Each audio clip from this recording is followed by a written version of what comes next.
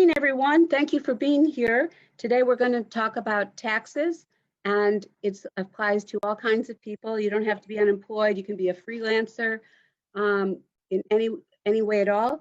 We're going to have additional programs on jobs seeking in March, including one on meeting with the America's Job Center and another on social media strategies. But today, I'm really thrilled to have Lynn Weckworth, who is with United Way, and she's going to talk to us about taxes. Lynn, go ahead. All right, thank you. Just to set the stage, I'm with United Way of Northern New Jersey, and we are a recipient of an IRS grant it's called the VITA grant, Volunteer Income Tax Assistance, and it's to provide free tax preparation to low and moderate income individuals in the community. So my warning up front is I'm not a CPA and I cannot give individual tax advice, but I can give you some broad information about taxes and also let you know about the services that our program offers. And are also VITA locations in Union County. So Debbie, if you want to start the slides, we'll go ahead. I'm just trying. Okay, I'd be happy to. Let's see. For a small group, we can take questions along the way, unless we get really slowed down, and then we may hold them till the end. But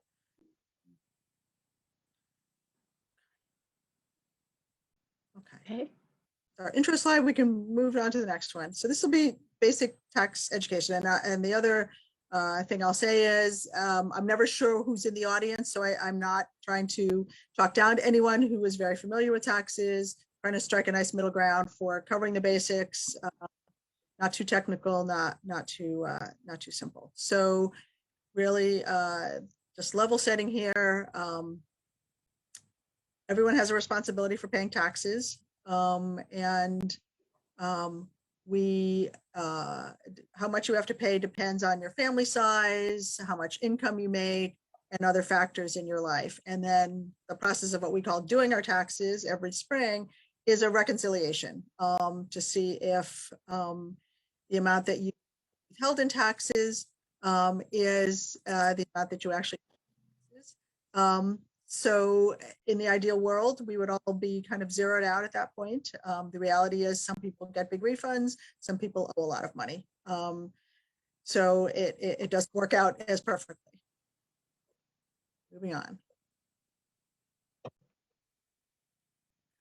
So by now you should have most of your tax documents. They start arriving in January and early February. I know that some of the investment documents don't come until mid to late February, so there may be a few that you're still getting. Sometimes documents are now online and have to be downloaded rather than mailed out, so be on the alert for that information. And then, get the rest of your stuff together before you start your taxes. Medical expenses, if you are self-employed, track those expenses. Ideally, you've been tracking them all year, and it's just a matter of totaling them up. But if you have been less than diligent about tracking them all year, now's a good time to sit down and put all that together. If you or your dependents are going to school, gather up your education expenses. If you have children or other dependents in care so that you can work or go to school, gather that information as well. And what I do is I grab my last year's tax return to just remind myself of the items that I had last year to see if I have everything and if there's a document that I might need to gather up still. So most of you know what this is. This is a W-2. If you're working at a job as an employee, you will get this form. It lists your federal, and your state wages, the taxes that were withheld, Social Security, Medicare. If you have your health insurance through work, if you're on a retirement plan, all of this basic information is on your W-2. And then we have a 1099. You may be familiar with a 1099 miscellaneous if you've done some contract work in the past. Generally, if you do that, there'll be information in box 7, non-employee compensation. However, and we'll go to the next slide, there is a new form for this year, and it's called a 1099 NEC. go back just one. Okay. So this is a new form. So this looks a little bit different. It's just the non-employee compensation version of the 1099. So if you've had the 1099 miscellaneous in the past, you may see this new one this year. That's just a little bit of a heads up for you. And then the other types of income you may have pensions. Those are 1099-R forms. Interest, 1099 INT, or dividends, which is the DIV. Your investment income comes generally in a large packet with lots of pages.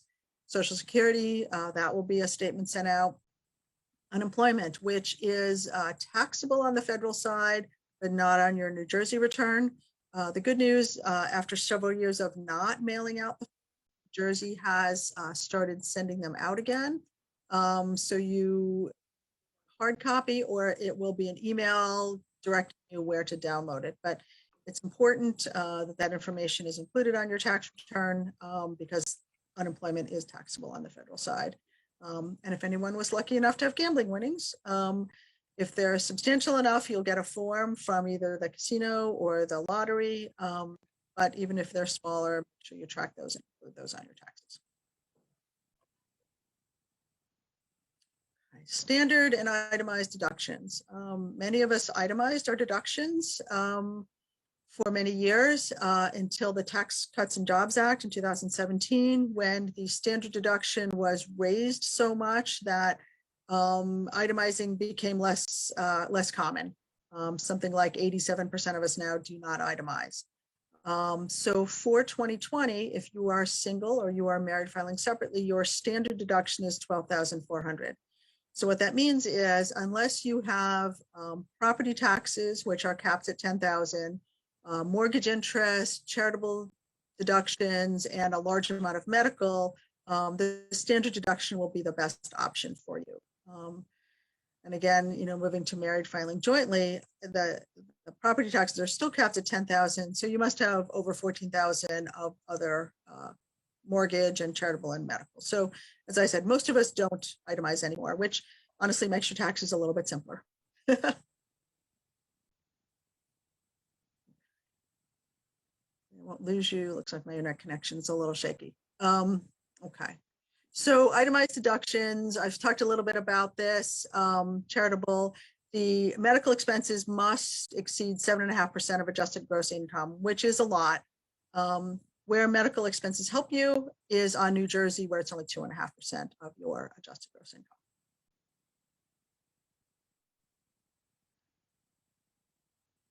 There is a new thing for 2020, and we're hopeful it will continue into 2021.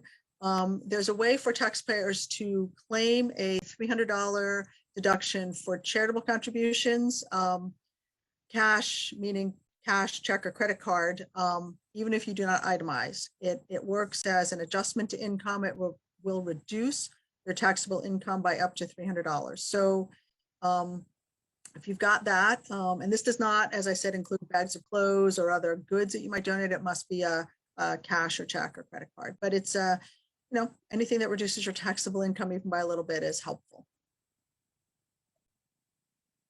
Self-employment. Some of our most frustrating clients are our self-employed folks because many of them are not careful about tracking their expenses.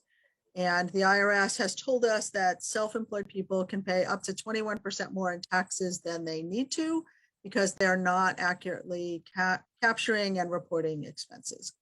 So, if you're driving for your self-employment, whether it's your side gig or your main source of employment, if you have supplies, if what you're doing requires use of your cell phone, which most things do, if you need your internet, if you're a rideshare driver, you need special insurance on your car, for example, and other things, particularly with rideshare drivers, that, people will say, well, Uber and Lyft tracked my mileage. Well, Uber and Lyft tracks your mileage when you're on the clock. But for example, if you are picking up a person at one point, dropping them at a second point, the mileage from that drop off to the next pickup is not captured anywhere on the app. So it's important that people do that on their own. And I tell people it can be as low tech as a notebook on the front seat of your car or an app. kind of mileage. And, you know, some rideshare have water bottles and mints and playlists and things like that. So everything that you just be careful about tracking, because it will make a big difference on your taxes if you've been careful about your expenses.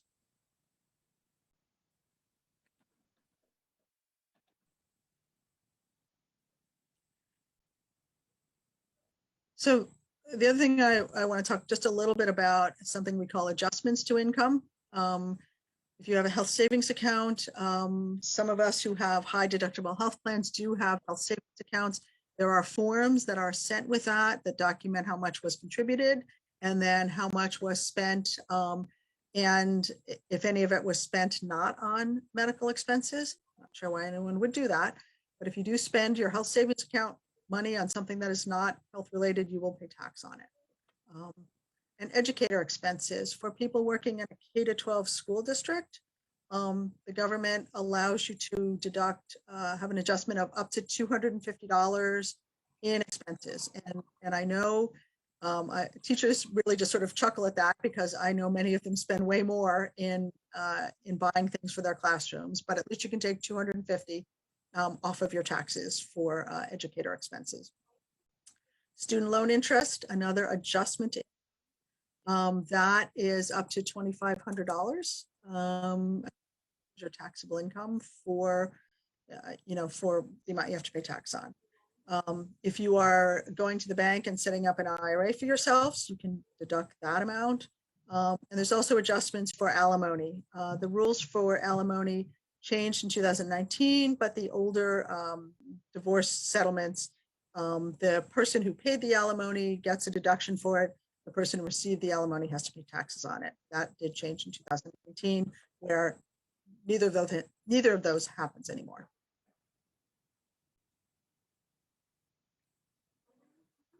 Let's talk about credits, because we love credits, and they reduce your tax liability dollar for dollar.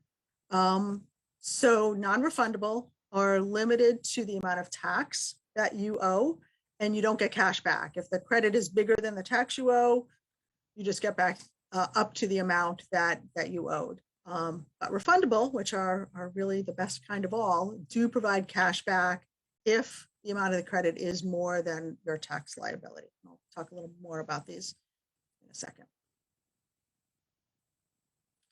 So the primary non-refundable credits are child and dependent care credit. If you are paying for your child or for an elderly parent to have care. I know that's been a little bit, not so much this year, but in normal times, you know, your child's going to daycare or to the after school program, or your elderly parent going to adult daycare, which allows you to work, to go to school, or to look for work. One of the things I will tell you, some of the bigger daycare centers are really good about sending out a statement at the end of the year. Other smaller ones are not always do that. It's important that you get the employer identification number, EIN, for your child care center, as well as the amount that you paid to them, because that's required to get your taxes done to take that credit. The Savers Credit, Retirement Savings Contribution Credit. This is for lower income workers who are contributing to retirement through their job. So this is something that will show up on their W-2, and then depending on how you get your taxes done, the software calculates how much of the credit that you get, which again reduces the amount of tax you owe. And the child tax credit. If you have children under the age of 17, that's worth up to $2,000. Please don't ask me why it's 17 and not 18, because I don't know. 18-year-olds are still children and still living in your house generally, but it is, once your child turns 17 in that tax year, you lose that credit. And again, it's $2,000 for each qualifying child. And that again is reduces your tax liability. There is, and this is something that is new from a couple of years ago, a $500 credit for dependents that do not qualify for the child tax credit. So this is your 17, 18, up through age 24 college students. If you have an elderly parent that is your dependent, There is a $500 credit for dependents, again, non-refundable, but does reduce your tax liability. And then education credits. There are two types of education credits. One is refundable, one is not. The lifetime learning is a non-refundable credit of up to $2,000. So if I go to the community college and take an Excel class to build up my job skills, I can claim a credit for that. It's things like tuition, books that are required for the class, anything that is a course requirement can be included. And you can take this credit every year. Again, it's just employment related, building up your skills related. And then we'll move to refundable credits. And the one that you may be familiar with or have heard about, I know there's some proposed changes to that in some of the packages Congress is considering. The earned income tax credit is a credit for people who work but don't earn a very high income. It's a refundable credit, and I'm not going to go into the policy rabbit hole here, but it's the research on the impact of this tax credit is very powerful, that it really pulls people out of poverty, because it can be $3,000, $4,000, $5,000, which to a family who earns maybe $25,000 a year, it is a huge influx into their family budget to get this credit. So it's a very powerful tool, and we really can make a very large difference for a family when they get this credit. There's a little bit of it for single people who don't have dependents at low incomes. The biggest benefit, though, is for folks who have children as their dependents. The education credits, I mentioned lifetime learning, which is non-refundable, but there also is the American Opportunity Credit. So this is a refundable credit of up to $2,500 for higher education expenses. So it can only be claimed for 4 years, and you must be in a degree program, or your dependent needs to be in a degree program to get this credit. And it's really, if your child has a scholarship for $10,000 and the cost of the school is $12,000, you can claim the difference between those two plus the books. Things like room and board are not allowable expenses, but it's the course and the books and whatever. The thing I will just alert you to, colleges will send out the form. It's called a 1098T, T as in Thomas form. It will come in the student's name. But parents, if your college student is your dependent, that information goes on your tax return. Some schools do mail them out. Some require the student to go into their online portal to get it. But if you do have a college student, make sure you grab that form, and it does not go on the student's return. Even if your dependent student files a tax return because they had a part-time job, the education stuff goes on the parent's return. And finally, additional child tax credit is a refundable tax credit. I mentioned the child tax credit is $2,000 non-refundable. However, some folks whose incomes are very low do not have a tax liability. So for them, the additional child tax credit portion of that $2,000 can be refundable up to $1,400. So this again is money coming back to those very low income families. Okay, so this is new. Economic impact payments, stimulus payments. What the IRS has said, if you did not receive your full amount of these payments that were sent out, the first one in late spring, the second one at the end of the year, or maybe in January, you can claim those on your 2020 taxes. So it's important, if you didn't get that, to make sure that you include it if you do your own taxes or if you go to a tax preparer. And the other good news is those payments are not taxable. So I know we've had some of our tax clients worry that, why are you asking me if I got the payment? I thought it wasn't taxable. It's not taxable. We just want to make sure you got all of what you're entitled to. And if not, we'll put it on your taxes to come with your refund this year. Okay, I'm going to switch now from federal taxes to New Jersey. You can include on your tax return the full amount of your property taxes. And if you are a renter, you can include 18% of your yearly rent. I don't know why the state decided that 18% of rent is property taxes. But that is then deducted from your taxable income, so you pay tax on a smaller number. And as I mentioned, the medical expenses, New Jersey is where really you can get some benefit from them. And this includes if you have health insurance premiums taken out of your pay through your job. Often they are pre-tax on the federal side, but post-tax on the New Jersey side. So those premiums can be taken as a medical expense, along with the usual things, doctor co-pays, hospital visits, things like that. The one thing that I know people forget to track and include is what we call medical miles. I mean, if most of us who are relatively healthy, make a few trips to a local doctor, those miles are not large, but it doesn't take much if you have a specialist that's, 20 miles away, or you're getting some kind of treatment that is farther away. The mileage there and back can really add up. If you have kids who are back and forth at the doctor all the time, that can add up. You can also include driving back and forth to the pharmacy to pick up a prescription. So, it's worth, thinking about that and tracking that. Ideally you'll do it in real time, but I've certainly had clients that sat down with their yearly calendar and Google Maps and started totaling it up and were surprised by how much it ended up being. So that's just something I'll call to your attention to add in. As I mentioned, unemployment is not taxable for New Jersey.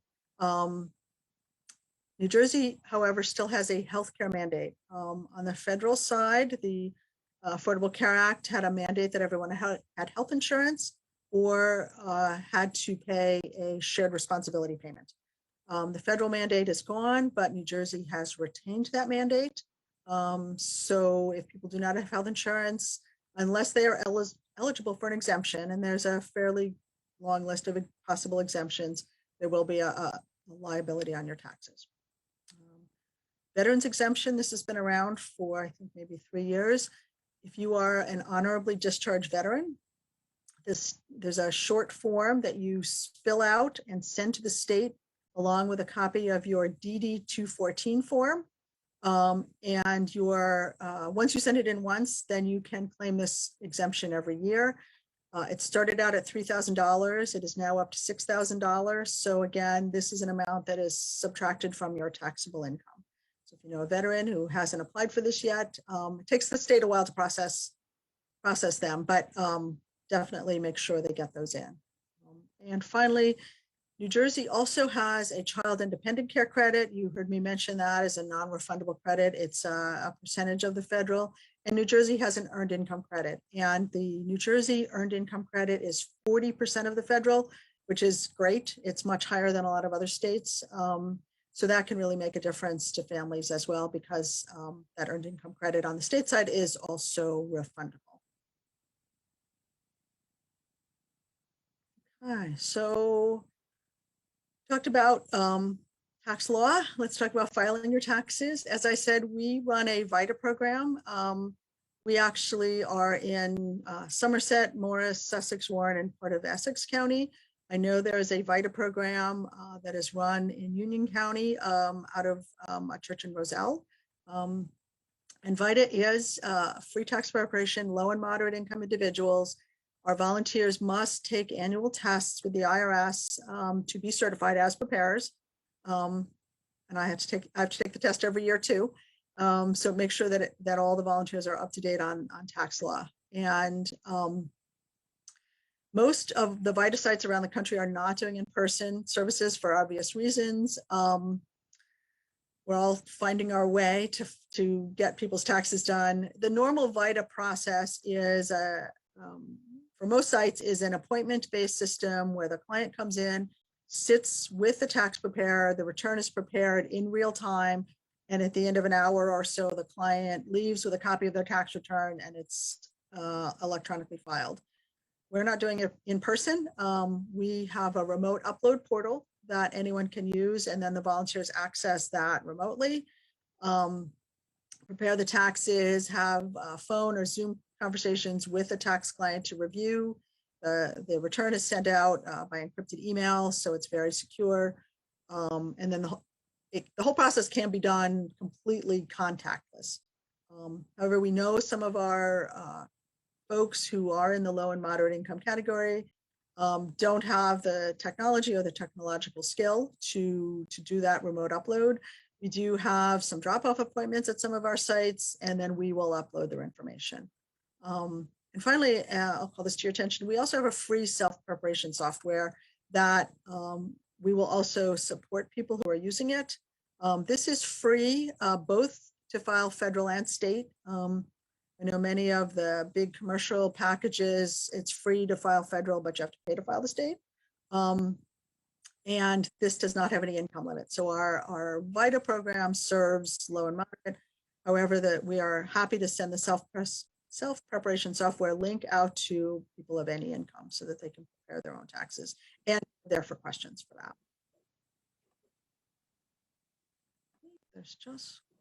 So there's information on our portal.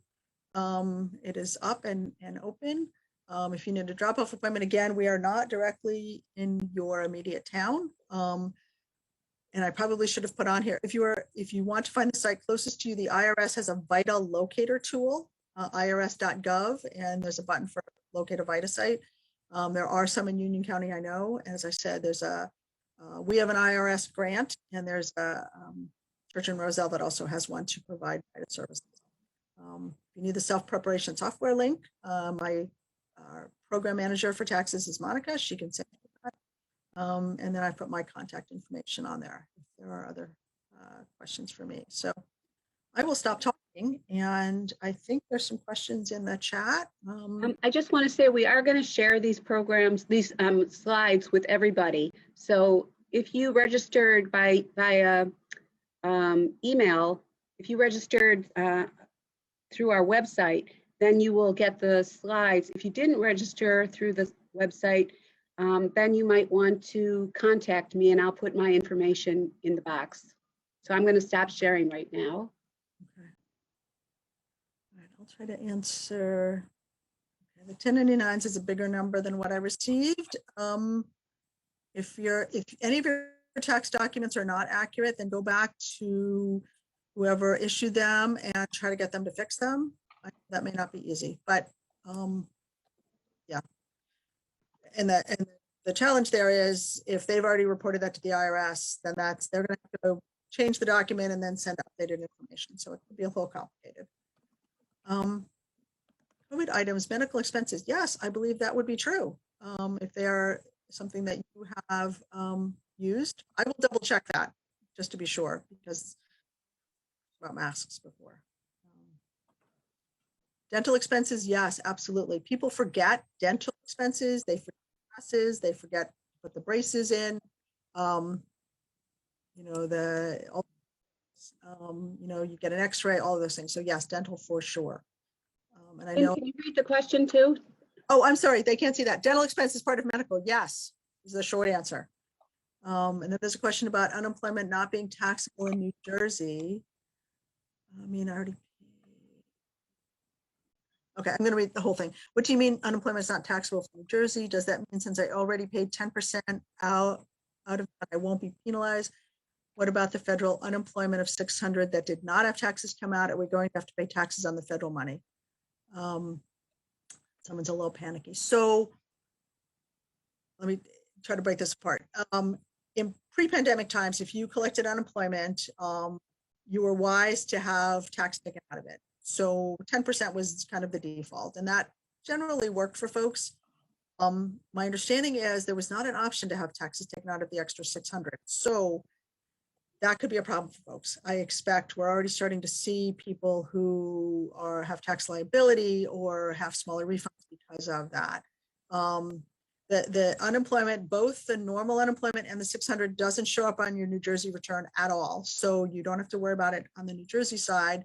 But I don't want to, cause more panic. But yeah, there definitely could be an issue with that extra 600 not having tax taken out. And it's been very frustrating to us because we thought they should have had a way to get the tax taken out. But the other thing I'll mention, is if anyone had earned income credit last year, and earned income credit is based on earned income. So things like Social Security or unemployment are unearned income. And what the IRS is allowing for this year is for what we're calling EITC look back. So if in 2020, most of your income was unemployment or some other unearned type, and your earned income credit in 2019 was higher, they'll allow you to take that in 2019. So we found that's already helped a couple of people. It may not apply to everyone, but it is something. And the other thing I will just mention is if you find yourself, because it's a terrible year, that you have a tax liability that you don't immediately have the ability to pay, there's the option to put a payment plan right in your tax return. It's not cheap and there are interest costs that go with it, but at least you are setting up a way to get that debt paid off. And that's really the most important thing to the IRS. They want to see that you're actually making some payments. So worst case, if you find because of the unemployment or something else, you have a tax liability, go ahead and set up that payment plan to try to make a dent in it over the next year or so.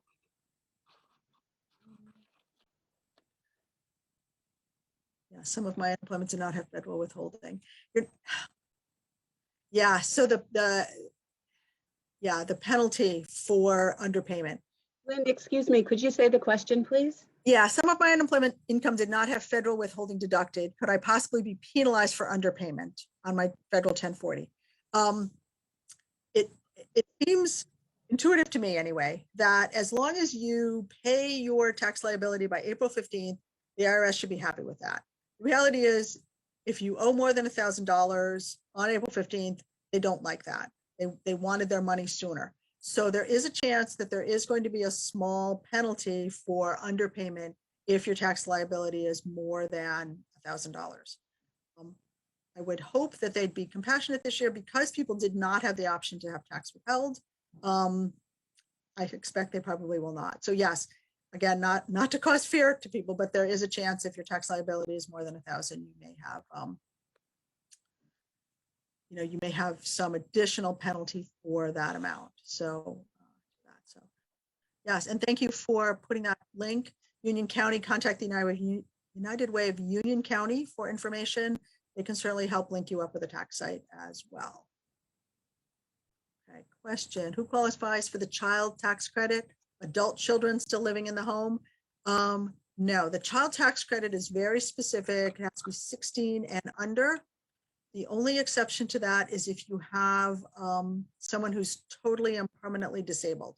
So for example, if my older brother lived with me, he's permanently and totally disabled, I provide all of his support, I can count him as a child for tax purposes. Any other dependent that is over the age of 16 who's not disabled, and again, for it can be the 17, you can claim your children up to age 24 if they are still full-time students, up to 19 if they are not full-time students. So they would only be eligible for that credit for other dependents, that 500. I know it seems like the child tax credit should go for a larger age, but it doesn't. Yeah, someone's looking for the last slide with the contact information. I know, Debbie, you're going to send it all out, so they'll have it.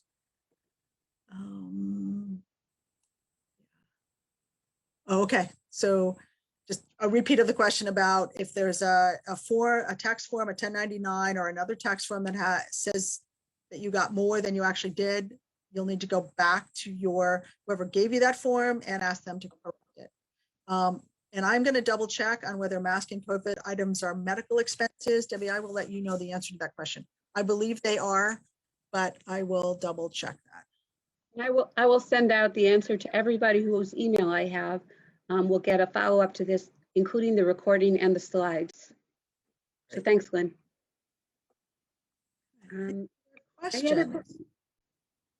Any other questions? This is, you can think about it for a moment. I just want to thank you all for participating today. Sorry about the link problem. I'll get to the heart of that. And I just wanted to tell you quickly about a few programs that we have in March. We have a program with Union County's American Job Center, which is the old one-stop group. You'll be able to ask questions rather than have phone issues when you call in. So you'll be able to ask questions directly. We are also going to do a program on marketing, social marketing for small businesses and individuals. And that's also in March. And then we have some fun ones. We have All About Jazz, which is with the American Jazz Museum. We have a birding program because today's weather shows you that spring is coming. We have 2 women's history events, and we have our usual meditation and yoga and book clubs and more. If you would like to receive information about these, you have 3 ways of getting in touch with us. You can email me and just write yes, and I'll put you on the list to get the notices of the programs. You can like us on Facebook, which I really hope you will. And you can check out our website, which is brand new or new right now and really great. So I hope you'll do all the above. I think we may have one more question. Nope. Do we have another question? Anybody? Well, then I get to do the best, most important part, which is to thank Lynn for participating today. Lynn is, if it's not your busiest season yet, I know it's going to be any minute. So I really do appreciate it. Oh, this is fun. I love talking about taxes, and you know, I'm so happy that the library is helping to do that. We joke about how in schools they teach you about parallelograms, but they don't teach you about taxes, and taxes will be so much more helpful for people to know about. So yeah, I want to, you know.